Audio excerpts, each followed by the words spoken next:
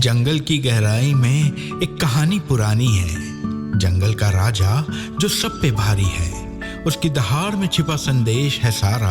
मैं भी बाघ है अनुभूति का नारा। मैं भी बाघ, मैं भी बाघ, हाँ मैं भी बाघ, मैं भी बाघ, मैं भी बाघ, हाँ मैं भी बाघ। अपनी शक्ति को पहचान, बचाएंगे हम ये पर्यावरण ये वन। अपनी शक्ति को पहचान, बचाएंगे हम ये पर्यावरण ये वन।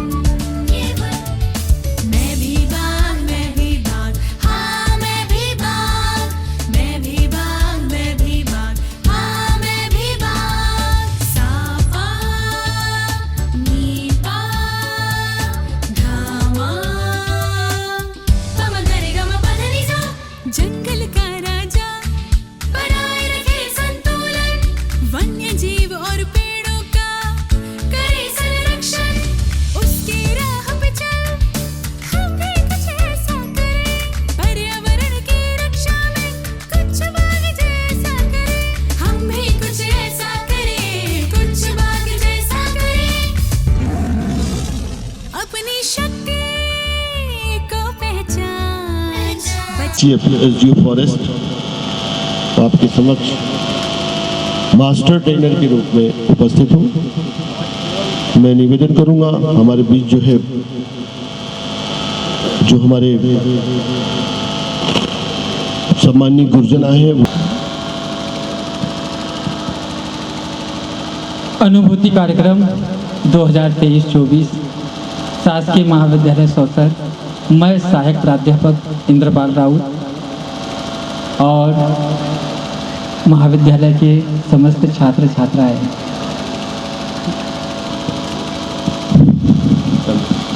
अनुभूति कार्यक्रम 2023-24 बाघिया नाला जलाशय परिक्षेत्र सौसर में Sanjay Kumar Dahariya, assistant professor, government college Sausar, सभी बच्चों का यहाँ पर स्वागत करते हैं और वन विभाग के सभी अधिकारी एवं कर्मचारी जो हमारी सेवा में लगे हुए हैं, उन सभी का मैं धन्यवाद देता हूँ। Thank you.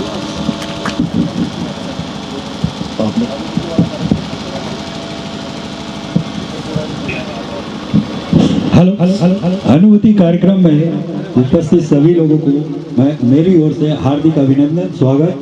मेरा परिचय, मैं एसपी पटवारी परिचय सहायक मर्राम वन परिक्षेत्र सौसर दक्षिण वन मंडल छिंदवाड़ा। धन्यवाद।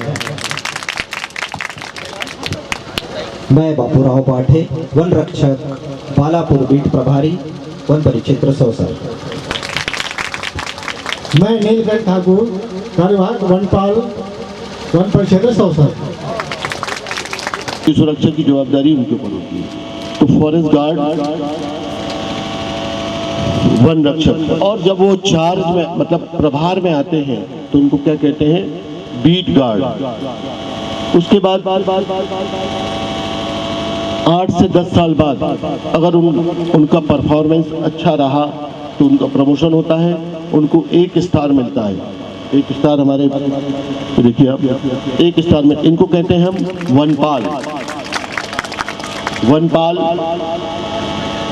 वनपाल मतलब फॉरेस्टर, ठीक है ना। तो इनका प्रमोशन 5-6 साल बाद होता है तो 3 स्टार लगते हैं। वैसे सीधी भर्ती भी फॉरेस्ट रेंजर के रूप में होती है ना। तो फॉरेस्ट रेंजर कहलाते हैं ये, और जब प्रभार में रहते हैं तो रेंज फॉरेस्ट ऑफिसर कहलाते हैं। दोनों में अंतर समझ गए आप लोग कि जब प्रभार में नहीं रहेंगे तो फॉरेस्ट रेंजर कहलाएंगे, और जब प्रभार में रहेंगे तो रेंज फॉरेस्ट ऑफिसर। उसके बाद आते हैं ACF, assistant conservator of forest. वो उनके अंडर में 2-3 रेंजें होती है, 3-4 रेंजें होती है। और जब वो प्रभार में रहते हैं तो क्या कहलाते हैं, सब डिविजनल फॉरेस्ट ऑफिसर। इसके बाद DCF deputy conservator of forest, उप वन संरक्षक, जो सीधे IFS यानी अखिल भारतीय सेवाओं से जो आते हैं हमारे वन विभाग के अधिकारी, वो क्या कहलाते हैं? चिल्ला, उनको शांत करो। तो वो DCF कहलाते हैं, और जब वो प्रभार में रहते हैं तो DFO कहलाते हैं, डिविजनल फॉरेस्ट ऑफिसर। इसके बाद में जो कमिश्नर रैंक के हमारे जो अधिकारी होते हैं वो CF होते हैं, कंजर्वेटर ऑफ फॉरेस्ट। प्रभार में रहते हैं तब भी वो कंजर्वेटर ऑफ फॉरेस्ट ही कहलाते हैं, वन संरक्षक। उसके बाद में CCF, ये भोपाल बैठते हैं, CCF यानी चीफ कंजर्वेटर ऑफ फॉरेस्ट। उसके बाद में APCCF, अपर प्रधान मुख्य वन संरक्षक, अपर principal chief conservator of forest. फिर आते हैं PCCF, principal conservator of forest. तो इस तरह से ये हमारा जो हमारे जो PCCF होते हैं वो हमारे विभाग प्रमुख होते हैं हमारे प्रदेश के, ठीक है ना। तो अब आप लोग जो है, किसी ने सोचा है कि हम वन विभाग में जाएंगे?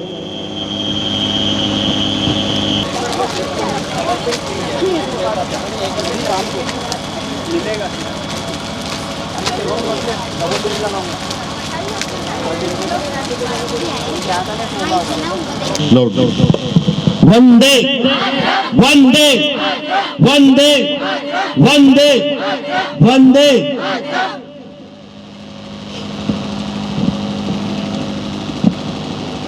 तो सर अनुभव करना, हाँ बिल्कुल सही है, अनुभव करना। अनुभूति यानी अनुभव करना। हम लोग यहाँ पर किस लिए आए हैं? अनुभव करना। किसका अनुभव करना? वनों का। पेड़ तो हम हमारे घर के आसपास भी, खेतों में भी है ना, लेकिन यहाँ वन में क्या है? यहाँ पर पहाड़ है, नदियाँ हैं, छोटे नाले हैं, और यहाँ पर हमारा एक डैम भी बना हुआ है। ये वास्तव में ये प्रकृति नहीं है। कौन सा? ये डैम। ये क्या है? मानव निर्मित है। तो हम प्रकृति को निकट से जानने के लिए यहाँ पर आए हैं, और हम आज पूरा प्रयास करेंगे कि हम मतलब प्रकृति के मित्र बन जाएं और उसके निकट चले जाएं। ठीक है। तो अनुभूति, ये कार्यक्रम जो है वर्ष 2016-17 से प्रारंभ हुआ है। इसमें पहले स्कूली छात्रों को ये कार्यक्रम, इन कार्यक्रमों में वे ही भाग लेते थे, लेकिन ये पहला साल है कि कॉलेज के महाविद्यालयीन छात्रों को भी इसमें शामिल किया गया। हमारे जिले में 3 वन मंडल है, वेस्ट छिंदवाड़ा, ईस्ट छिंदवाड़ा और साउथ छिंदवाड़ा। तो साउथ छिंदवाड़ा वन मंडल में ये हमारा सौसर, पांडुरना, बिछवा, अम्बाड़ा वगैरह आते हैं। और अब तो ये अलग जिला ही बन गया, तो इसका नाम शायद बाद में बदल जाएगा, है ना। तो एक वन मंडल में प्रत्येक रेंज मतलब हमारा सौसर रेंज, सौसर परिक्षेत्र में उपस्थित है यहाँ पर। तो एक रेंज में 2 कैंप होते हैं, 2 कैंप। तो यहाँ 7 रेंजेस हैं, जैसे 14 कैंप हैं। कितने? 14 कैंप। और 14 कैंप के साथ साथ 3 कैंप, यानी 2 प्राइवेट स्कूलों के लिए और 1 महाविद्यालय के लिए, ये अलग से, यानी 3 बढ़ गए कैंप इस साल, पहली बार है ये। अब आप लोग जो है जब हमारे साथ चलेंगे, हम लोग जो है जंगल का भ्रमण करेंगे, तो निश्चित रूप से आपको ये समझ में आ जाएगा कि ये क्यों जरूरी है। ठीक है ना। थोड़ा सा क्या है कि ये जो मौसम परिवर्तन हो गया, तो ठंड से गर्मी आ रही है ना। तो आज भी बहुत ज़्यादा गर्म है, तो अपन कहीं कहीं क्या करेंगे कि छाया में भी छाया ही देखेंगे। छाया में ही खड़े रहेंगे और छाया में ही बैठे, है ना। अच्छा, आज हमको अपने कपड़ों की चिंता बिल्कुल भी नहीं करना है, क्योंकि हम प्रकृति के नज़दीक पहुंचने की कोशिश कर रहे हैं। तो जहाँ पर भी अगर हम बैठे तो हम पालती मार के बैठ जाए, बिल्कुल निश्चिंत होकर, ठीक है ना। अब आप लोग जो है थोड़ा सा आपकी बुकलेट, अच्छा एक और, या जो सुविधाजनक समझते हैं वो रख लें। कहाँ के लिए? जब हम घूमने जाएंगे तो एक पेन और ये बाकी जो फोल्डर है और बैग है और जो ऐसे मतलब गरम जैकेट वगैरह है, तो जो आपको अनकंफर्ट लगते हैं वो उसको यहीं पर छोड़ के जाएंगे, है ना। तो आपके साथ क्या रहेगा? एक तो नोटबुक रहेगी और एक पेन रहेगा, ठीक है। आपके कवर पेज जो है, कवर पेज पर देखिए आप बुकलेट निकाल कर, आपको मेरे मतानुसार जो है बुकलेट रखना उपयुक्त रहेगा, उचित भी रहेगा। क्यों कि कभी कभी कोई जानकारी आती है तो आप फट से करके उसमें निकाल के देख सकते हैं, है ना। ये वाली अच्छा, इस इनके पास बुकलेट नहीं है क्या? इनके पास अच्छा, तो कवर पेज पर आप देखिए, कवर पेज के ऊपर देखिए आप काहे का चित्र बना हुआ है।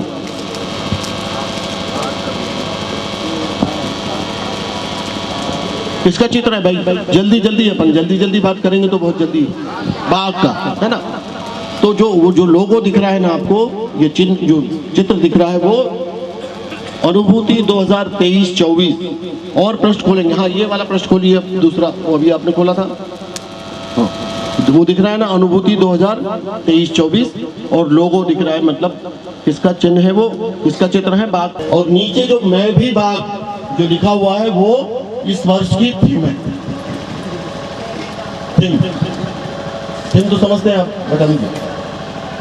पिछले वर्ष का जो लोगो था वो कवर प्लस नहीं कवर प्लस पहन।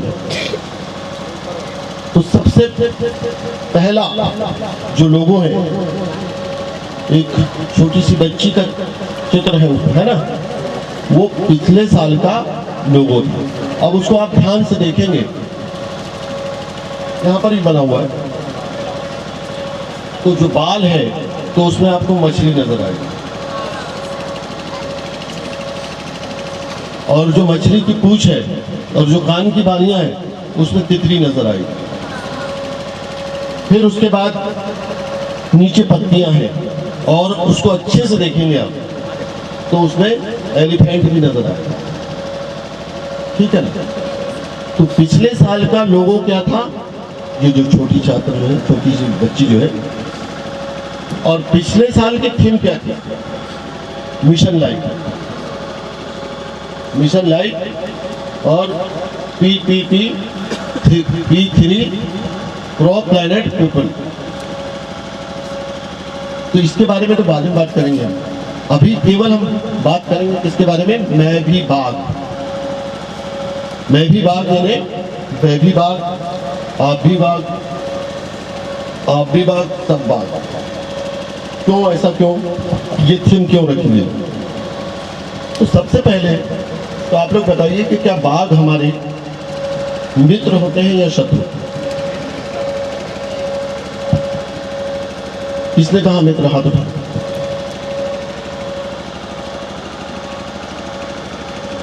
क्यों मित्र, क्यों? यहाँ पर तो सब पूरा, आप कोई भी अगर उत्तर देंगे तो उसका पूरा पोस्टमार्टम भी होगा, है ना। ऐसे नहीं कि हाँ बोलिए, अगर गलत भी बोलेंगे ना तो हम लोग सब अपने मतलब यहाँ पर एक परिवार के समान है, तो और कोई हंसेगा भी नहीं गलत अगर जवाब देगा, है ना।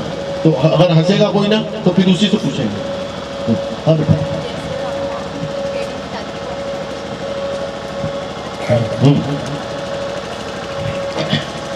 चलिए, समय हमारे पास कम है लेकिन फिर भी आपको विस्तार थोड़ा सा बताना पड़ेगा, है ना। जल्दी नहीं बताता है। देखिए, आप बिल्कुल अपने दिमाग में बिठा लें कि जिस जंगल में बाघ रहता है वहां का जंगल क्या होता है, परिपूर्ण। वहां का जंगल होता है एकदम सुरक्षित। वहां का इकोसिस्टम एकदम बैलेंस। इकोसिस्टम अगर जिनको नहीं जानकारी होगी तो मैं आगे बताऊंगा। इकोसिस्टम पारिस्थितिकी तंत्र बैलेंस, जैव विविधता वहां की स्ट्रांग, बहुत रिच धनी। वहां सभी प्रकार के औषधि वाले पौधे, सभी प्रकार के फलदार वृक्ष, जैसे कि चार हुआ, बिलवा हुआ, महुआ हुआ, तमाम प्रजाति के ये सारे के सारे पेड़ पौधे वहां पर मिलेंगे। सारे के सारे जो कीटों की प्रजातियां, इंसेक्ट होते हैं ना, और भी छोटे छोटे जीव जंतु बहुतायत से मिलेगा। और वहां पर वन्य प्राणी भी आपको बहुत अच्छी संख्या में मिलेंगे। यानी जहां अभी मैं मेरा ये 18वां कैंप है। कौन सा है? 18। अभी मैं अनुभूति कार्यक्रम के एक कैंप था गंगार झीरी, पिछवा नहीं, शत्रु समझते हैं उसको, है ना। तो बाघ क्या है कि अभी हमारी एक बिटिया ने बताया कि बाघ जो है जब तक हम उसको छेड़ते नहीं वो कुछ भी नहीं करता। मानव पे कभी भी हमला नहीं करता बाघ।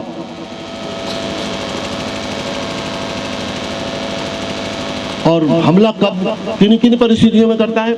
या तो हम छेड़ेंगे, या फिर हम लोग जो है जैसे महुआ चुनने के लिए बैठ जाते हैं ना, या फिर किसी कारण से लकड़ी चुनने के लिए थोड़ा सा झुक जाते हैं, तो ऐसी परिस्थिति में वो भ्रम में हमला करता है। अगर हमारे सामने जंगल में बाघ आ जाए और हम जा रहे हैं तो हमको क्या करना चाहिए? क्या करेंगे?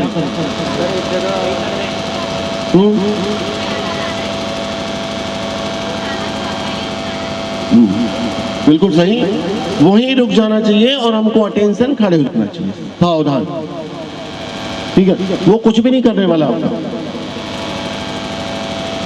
अब ऐसे जंगली जानवर जिनसे बचाव के कोई उपाय नहीं, उनके नाम मैं बता देता हूँ आपको। जंगल में अगर हमको भालू मिल जाए तो उसका कोई बचाव का तरीका नहीं। कोई बताएगा है क्या बचाव का तरीका? भालू से बचाव का तरीका तो सीधा हमला करता है, वो सीधा हमला करता है, छोड़ता नहीं हो कभी भी भालू। और उसके बाद आता है जंगली सुअर, वाइल्ड बोर, वो भी सीधा हमला करता है और बहुत घातक हमला करता है, वो प्राण भी ले लेता है। ठीक है, तो ये हुआ। फिर उसके बाद में बाघ जो है हमेशा सजग और सावधान रहने वाला वन्य प्राणी है, हमेशा सजग और सावधान रहता है। तो उससे क्या सीख मिलती है कि हमको भी हमेशा सजग और सावधान रहना चाहिए। सजग और सावधान रहना चाहिए हमेशा। ठीक है, उसके बाद बाघ को इधर ध्यान देंगे, बाघ को जब भूख लगती है वो तभी भोजन करता है, मतलब तभी शिकार कर। भोजन तो कोई मिलता नहीं है ना, ऐसा तो मिलता नहीं जैसे अपन लोग खाते हैं। तो वो शिकार तभी करता है जब उसको भूख लगती है। तो ये उससे क्या सीख मिलती है भाई? अच्छा, एक बात और है कि जितनी उसको आवश्यकता होती है उतना ही वो शिकार करता है। अब एक बात जरूर है कि अब कोई बड़ा गलती से, जैसे नीलगाय वगैरह होती है ना, सांबर वगैरह होती है, बहुत ज्यादा बड़े होते हैं, है ना, तो फिर वो बचा हुआ तो दूसरा खा लेते हैं। लेकिन सामान्य तौर पे वो भूख लगती है तभी शिकार करता है। तो इससे क्या सीख मिलती है कि हम लोग भी जब भूख लगे तभी कुछ खाएं, है ना। अच्छा, दूसरा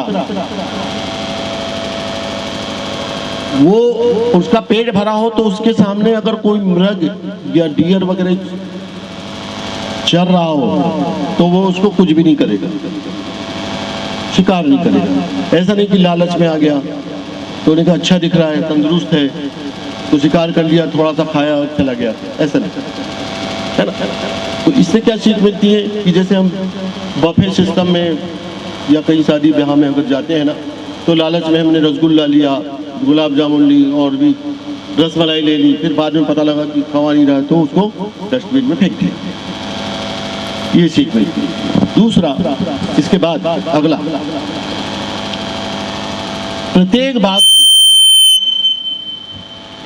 बाग की एक टेरिटोरी होती है। टेरिटोरी मतलब उसका खुद का मलकियत क्या समझते क्या? ऑनरशिप, उस एरिया की ऑनरशिप उसके पास में रहती है और ये प्राकृतिक रूप से रहती है। मलकियत उर्दू शब्द है, मतलब जो मालिक है उसको मलकियत कहते हैं, है ना, मलकियत। तो जैसे मान लीजिए सामान्य जंगल है, यहाँ हम जहाँ पर अभी कैंप हमारा लगा हुआ है, यहाँ पर भी बाघ की उपस्थिति है। तो वो बाघ अपनी, मतलब जो यहाँ पर बाघ रहेगा तो वो अपनी टेरिटोरी का निर्धारण करेगा, सीमा का उसका निर्धारण करेगा। तो ये सामान्य जंगलों में उसकी टेरिटोरी रहती है 25 स्क्वायर किलोमीटर, 25 स्क्वायर किलोमीटर। और जो हमारा पेंच राष्ट्रीय उद्यान है वहां पर कितना है इसका? 7 स्क्वायर किलोमीटर। अब कोई बताएगा कि वहां पर 7 स्क्वायर किलोमीटर क्यों और यहाँ 25 स्क्वायर किलोमीटर क्यों? यहाँ बड़ा एरिया है, वहां छोटा एरिया है, ऐसा क्यों?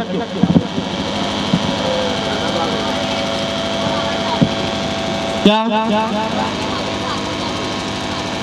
अच्छा, और कोई?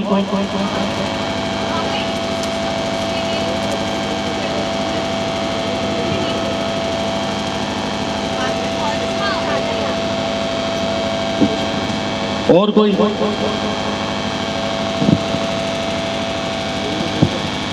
और कोई? देखिए यहाँ पर जो है, जो सामान्य जंगलों में जो शाकाहारी वन्य प्राणी है उनकी संख्या कम है और वहाँ पर बहुत ज़्यादा है। तो ये भोजन की उपलब्धता के आधार पे अपना क्षेत्र बनाता है। अब क्षेत्र बनाता है तो कैसे बनाता है, सीमा कैसे बनाता है? वो उसकी जहाँ, वो जंगल का राजा है तो उसकी जहाँ मर्जी हुई वहाँ वो उसको वो सीमा बनाता है। तो वो जो सीमा के जो झाड़ होते हैं उनमें क्या करता है? खरोच लगा देता है। एक तो वो निशान हुआ। फिर उसके बाद सीमा पर, पूरी सीमा पर जगह जगह वो यूरिन कर देता है। तो उसकी यूरिन की बहुत ज्यादा तीखी गंध आती है। तो कोई दूसरा क्या नहीं आता वहां? बाघ, बिल्कुल सही कहा, बाघ नहीं आता, बाकी सब जानवर आते है ना, बाघ नहीं। अगर कोई दूसरा जानवर आएगा तो क्या होगा? उनमें फाइट होगी। दूसरा जानवर आएगा तो चलेगा, बाघ दूसरा आएगा तो फाइट होगी, रण होगा, युद्ध होगा और उसमें से दोनों में से या तो एक कोई मारा जाएगा या कोई एक भाग जाएगा। इससे क्या सीख मिलती है कि जितना भोजन उतने ही लोग, धरती पे बोझ नहीं। तो इसलिए जो है ये जनसंख्या पर नियंत्रण करना, ये जो है जितना मतलब एरिया उतने लोग, धरती पर बोझ नहीं। इससे ये सीख मिलती है। जैसे भारतवर्ष का एरिया जितना है वहाँ पर अभी जितनी आबादी है वो मोर देन सफिशिएंट है, बहुत ज़्यादा है। फिर बाहर के लोग और आ रहे हैं तो उससे क्या फर्क पड़ेगा? भोजन के लिए झगड़ा होगा, रोजगार के लिए झगड़ा होगा, यानी अव्यवस्था बनेगी, है ना। तो इससे एक सीख मिलती है कि ये बाघ ये सब कुछ सीखने लायक है और बाघ का अनुसरण करने लायक है और बाघ के समान हमको सावधान और सजग होकर पर्यावरण, ये क्या सिखाता है कि पर्यावरण की आप भी सुरक्षा करें, ठीक है ना। और बाघ के समान सुरक्षा करें। मैं भी बाघ, एक कभी सॉन्ग भी शायद होगा, है क्या सॉन्ग? मैं भी बाघ नहीं।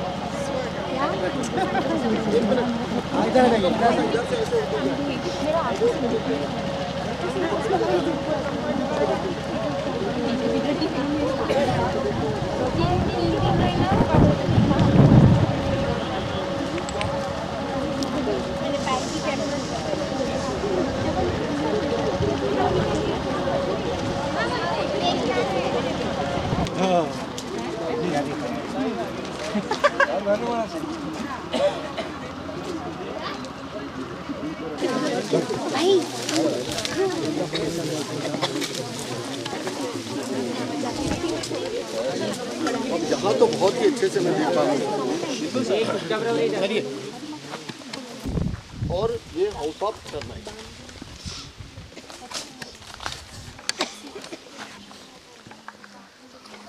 इसमें हाउस ऑफ टर्माइट दीमक का घर है, ठीक है। ये 1.5 से 2 मीटर तक भी गहरा रहता है। कितना? 5-6 फीट तक भी गहरा रहता है, ठीक। उसके बाद इसके अंदर जो बनावट है वो चैनल टाइप की रहती है, छोटी छोटी, इतनी चौड़ी चौड़ी चैनल, पाइप टाइप। इधर उधर, इधर से गया उधर निकला, इधर से गया, ये दिख रहा है ना आपको? इधर से जाएगा तो इधर निकलेगा, इधर से जाएगा इधर निकलेगा, नीचे तक के जाता है। फिर उसके बाद इसके अंदर एक रानी दीमक रहती है, टर्माइट रानी क्वीन। वो रहती है 4 इंच 5 इंच लंबी, और लगभग उसका जो व्यास जो होता है ना वो लगभग 2 सेंटीमीटर के लगभग होता है। कितना? 2 सेंटीमीटर। उसको वो अलग ही आकार की होती है वो, है ना। और उसके बाद उसका काम क्या होता है कि वंश को बढ़ाना, अंडे देना, है ना।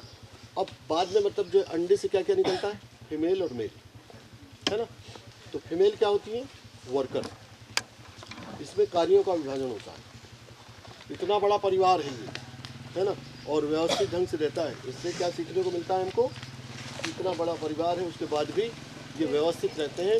काम का बंटवारा, फीमेल काम फीमेल करती है, और जो सुरक्षा कौन करते हैं? मेल,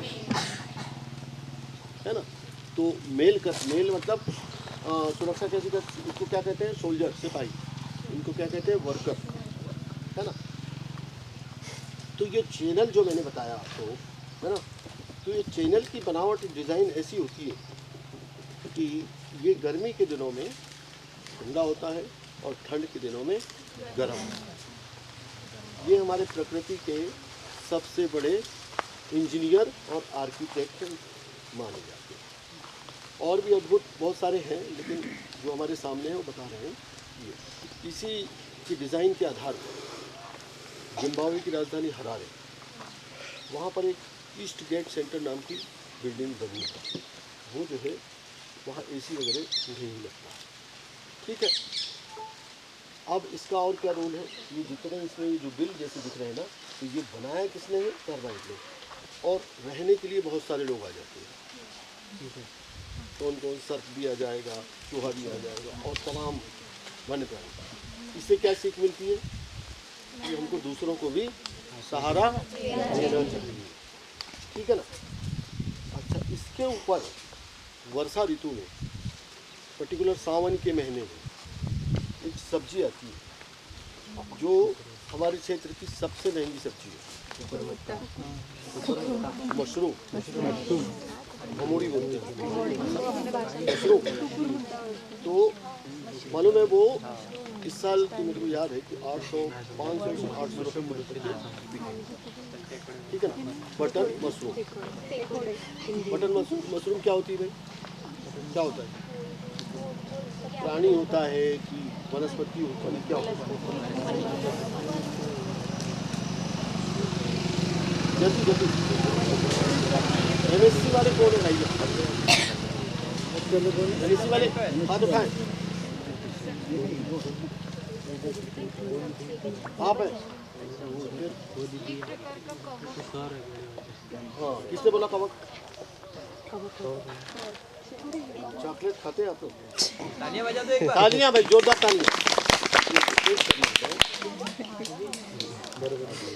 तालियां अच्छे से नहीं बजी, तालियां फिर से। कवक होता है, ये फंजाई होता है, ठीक। अब इसके बाद इसके बारे में तो बता दिया मैंने, ठीक है ना, मेरे हिसाब से पूरी जानकारी होगी।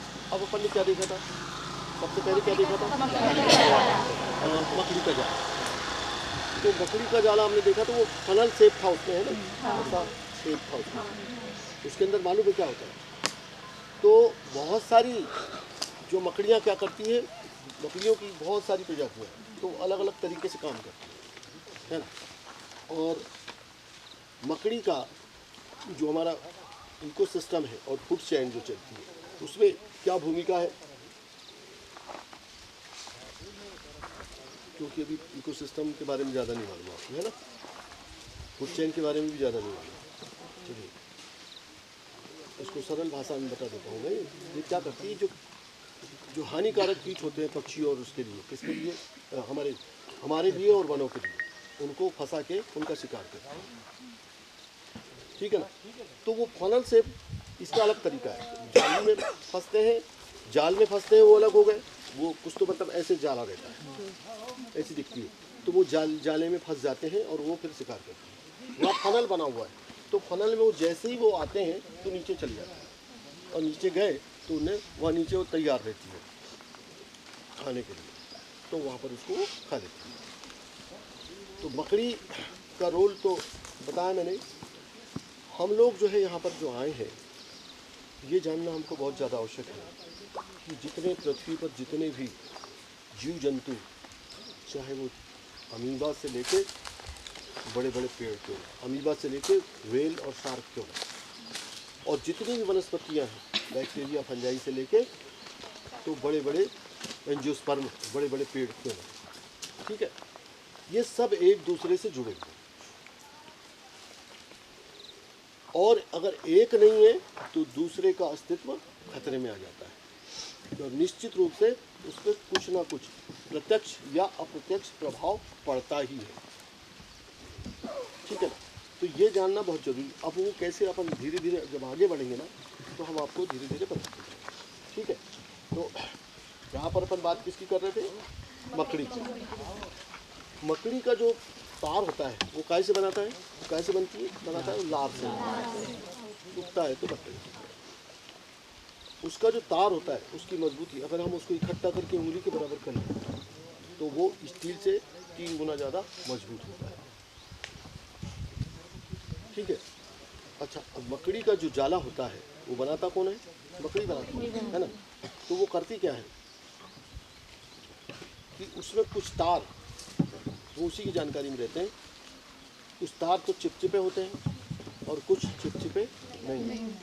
तो जो तार चिपचिपे नहीं रहते उनसे चलती है, उनके ऊपर चलती है ताकि वो उसमें चिपक ना पाए, ठीक है। उसके बाद हमने क्या देखा, उसका सीधा दिमाग, वहाँ अपन ने कुछ इसके बाद और कुछ नहीं देखे, है ना। तो यहाँ पर हम यहाँ पर आराम से बैठे हैं आप लोग, अच्छा लग रहा है? मतलब कहीं कुछ ऐसा अनकम्फर्ट तो नहीं लग रहा है? नहीं लग रहा है ना? चलिए यहाँ पर आप भी सर बैठ सकते, बैठ जाइए सर। नहीं बैठ जाइए, कोई दिक्कत नहीं है, ऐसे बैठ जाइए, कुछ बैठ जाइए प्लीज़।